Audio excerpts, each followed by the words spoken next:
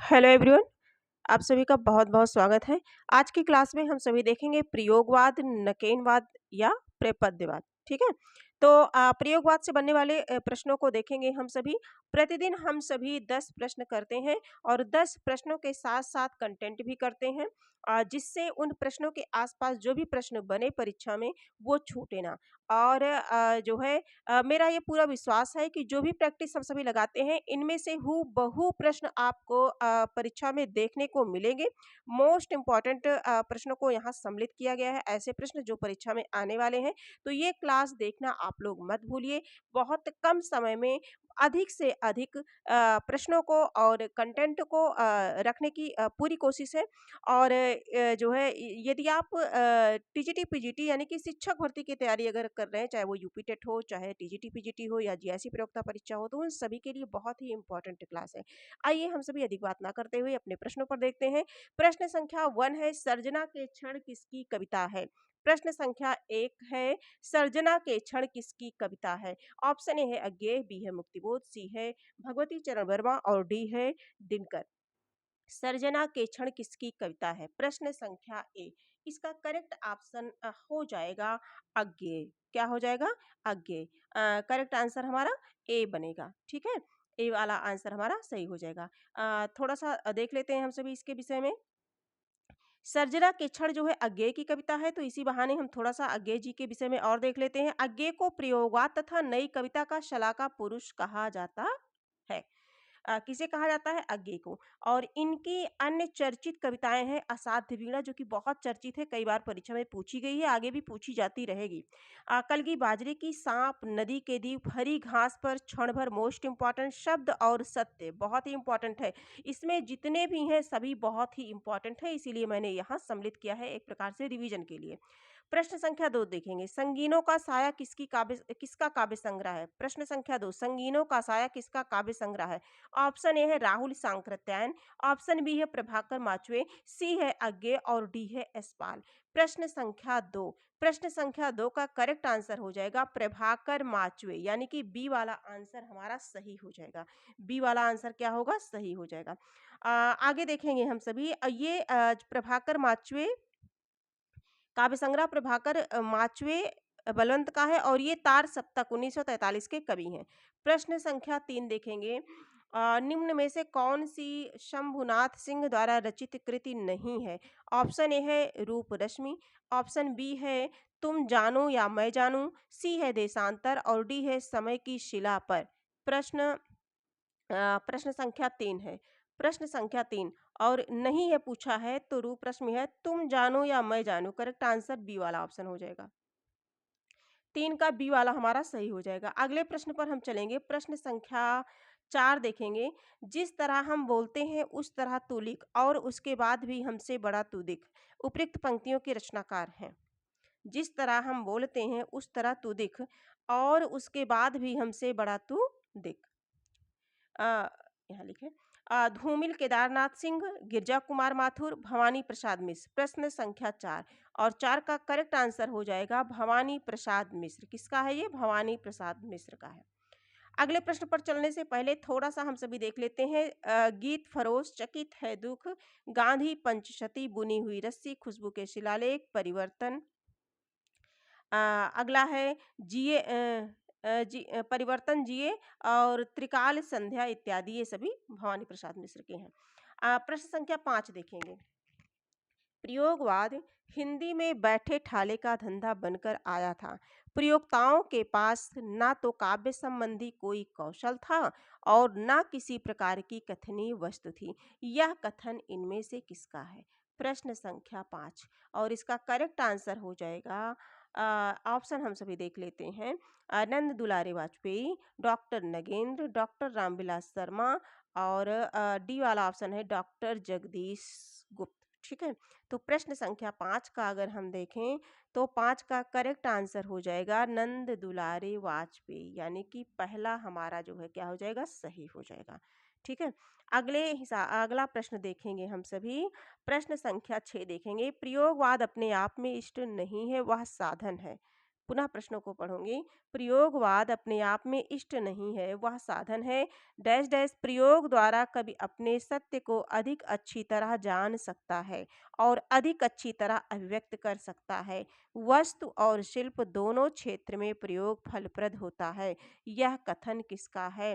भवानी प्रसाद मिश्र, नरेश मेहता, अज्ञेय, रघुवीर सहाय। 6 नंबर का जो प्रश्न है इसका करेक्ट आंसर हो जाएगा अज्ञेय। अज्ञेय का पूरा नाम क्या है? सच्चिदानंद हीरानंद वात्स्यायन अज्ञेय। तार सप्तक के संपादन कौन है? अज्ञेय। प्रयोगवाद के जनक प्रवर्तक किसे माना जाता है? अज्ञेय। अगले प्रश्न पर चलते हैं। प्रश्न हाँ, अज्ञेय के विषय में कुछ महत्वपूर्ण तथ्य को मैंने यहाँ सम्मिलित किया है। तार सप्तक का प्रकाशन 1943 में अज्ञेय ने किया। प्रयोगवाद को नंद दुलारे वाजपेयी ने बैठे ठाले का धंधा कहा। ये प्रश्न बनता है, प्रयोगवाद को किसने कहा? बैठे ठाले का धंधा, नंद दुलारे वाजपेयी। भवानी प्रसाद मिश्र को उनकी प्रसिद्ध रचना बुनी हुई रस्सी पर 1972 में क्या मिला? साहित्य अकादमी पुरस्कार। बुनी हुई रस्सी किसकी है? भवानी प्रसाद मिश्र की। इस पर क्या मिला? साहित्य अकादमी पुरस्कार। कब मिला? 1972 में। नरेश मेहता को 1992 में संपूर्ण रचना पर ज्ञानपीठ पुरस्कार मिला। रघुवीर सहाय की प्रसिद्ध रचना लोग भूल गए हैं 1984 ईस्वी में साहित्य अकादमी पुरस्कार से सम्मानित किया गया। अगले प्रश्न पर चलें तो प्रश्न संख्या 7 है, सागर मुद्रा इनमें से किसकी कृति है? मोस्ट इंपॉर्टेंट है। सागर मुद्रा इनमें से किसकी है? ये क्लास यदि आपको उपयोगी लगे आप इसे लाइक, सब्सक्राइब और अपने कुछ मित्रों तक शेयर कर दीजिए। ठीक है। शमशेर बहादुर सिंह, सच्चिदानंद हीरानंद वात्स्यायन अज्ञेय, कुंवर नारायण हरि नारायण व्यास। प्रश्न संख्या 7 का करेक्ट आंसर क्या है? तो ये अज्ञेय। सागर मुद्रा किसकी है? अज्ञेय की है। अगले प्रश्न पर हम सभी चलते हैं। प्रश्न सागर मुद्रा 1970 की है और अज्ञेय की है। अज्ञेय के अन्य काव्य संग्रह भग्नदूत 1933, चिंता, इत्यलम, हरी घास पर क्षण भर, है ना, ये सारी चीजें हैं, बाकी आप सभी जानते ही हैं। पूर्वा कविता किसकी है? इंपॉर्टेंट प्रश्न है ये, मोस्ट इंपॉर्टेंट है। पूर्वा कविता किसकी है? अज्ञेय, मुक्तिबोध, निराला प्रसाद। 8 नंबर का प्रश्न है और ये पूर्वा किसकी है? अज्ञेय की है। किसकी है? अज्ञेय की है। कुछ ले लिया है मैंने। हाँ, देखिए, सलाह का पुरुष भी कहा जाता है प्रयोगवाद और नई कविता का। इत्तलम हो गया 1946 में। हरी घास पर क्षण भर आदि ये अज्ञेय जी के काव्य संग्रह है। नई कविता नाम अज्ञेय जी का ही दिया हुआ है। चिंता और भग्नदूत भी इन्हीं का है। किसका? अज्ञेय जी का। ठीक है, तो अज्ञेय जी अपने आप में ही बहुत महत्वपूर्ण है। प्रयोगवाद के जो है प्रवर्तक हैं और तार सप्तक के संपादक हैं और बहुत ही महत्वपूर्ण हैं ये अज्ञेय जी। तो इनकी जितनी भी रचनाएं हैं आप लोग याद कर लीजिए, खासकर जो भी पुरस्कार मिला है वो तो बिल्कुल मत छोड़िए। व्यक्तिगत के रचयिता कौन है? प्रश्न संख्या 9, व्यक्तिगत के रचयिता कौन है? शमशेर, धर्मवीर भारती, भवानी प्रसाद मिश्र, सर्वेश्वर। तो प्रश्न संख्या 9, प्रश्न संख्या 9 का करेक्ट आंसर क्या होगा? तो इसका होगा भवानी प्रसाद मिश्र। व्यक्तिगत के रचयिता कौन है? भवानी प्रसाद मिश्र, यानी कि सी वाला ऑप्शन हमारा राइट हो जाएगा। अगले प्रश्न पर अगर हम चलें तो प्रश्न देखेंगे, मोस्ट इंपॉर्टेंट प्रश्न है, हमेशा पूछा जाता रहा है। प्रश्न संख्या 10, नकेनवाद के प्रवर्तक कवि हैं। नकेनवाद के प्रवर्तक कवि हैं तो ना से नलिन विलोचन शर्मा, नलिन विलोचन शर्मा, और का से केसरी कुमार और फिर ना से नरेश मेहता, है ना। प्रश्न संख्या 10 का देखो, नलिन विलोचन शर्मा, केसरी कुमार और नरेश मेहता। ठीक है, ये सभी हो जाएंगे तो इस तरह से करेक्ट आंसर हमारा बनेगा डी। डी वाला ऑप्शन हमारा सही हो जाएगा। अगले प्रश्न पर चलेंगे हम। प्रश्न हाँ, थोड़ा सा देख लेते हैं।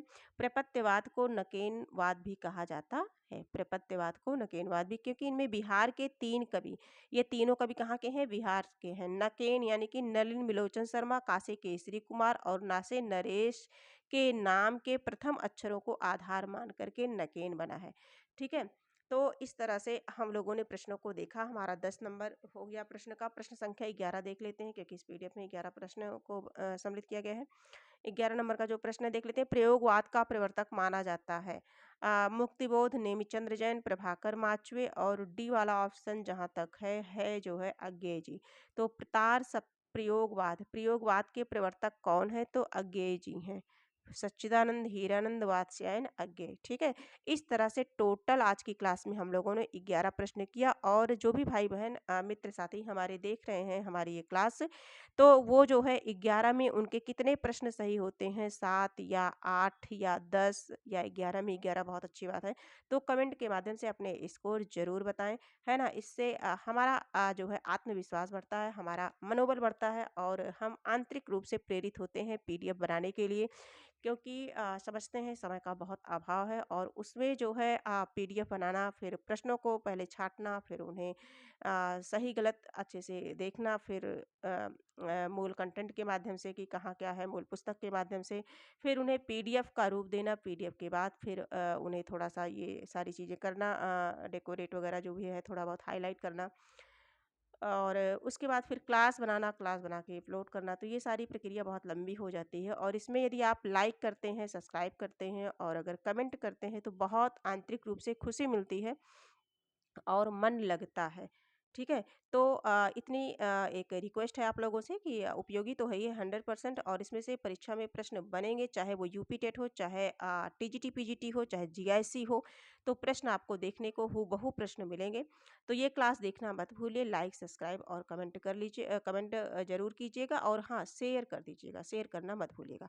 आज के लिए इतना ही, हम फिर मिलेंगे। हाँ, इसके साथ-साथ मैं बताना चाहती हूँ कि Sanskrit GIC, UP, TGT, PGT और जीआईसी के लिए जो मेरे अपने खुद के नोट्स मैंने बनाए थे पढ़ने के लिए, उसमें से और कुछ मूल पुस्तकों से मैंने एक अलग-सा नोट्स तैयार किया है और धीरे-धीरे उस पर अभी वर्क हो रहा है और क्लास जितनी जल्दी हो सकेगी वो आपको क्लास मिल जाएगी, तो आप क्लास देखना ना भूलें। आज के लिए इतना ही, हम फिर मिलेंगे, तब तक के लिए धन्य